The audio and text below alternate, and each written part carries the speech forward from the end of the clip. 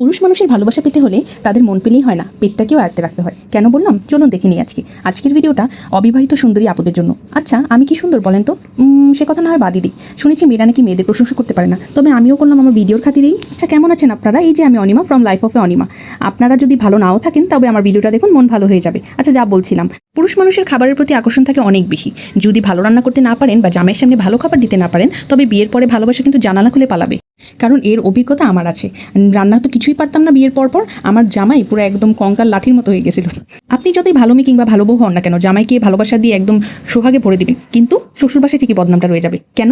কারণ আপনি ভালো রান্না করতে পারেন না। সময় থাকতেই নিজের যত্নের পাশাপাশি জামাইকে খুশি করার জন্য মজাদার রান্নার ট্রিক্সটা শিখে নিন। এই একটু আগেই জামাই ফোন দিয়ে বললো আমি এক্ষুনি আসছি, তার জন্য মজাদার নুডলস আর লেবুর শরবত বানাচ্ছি।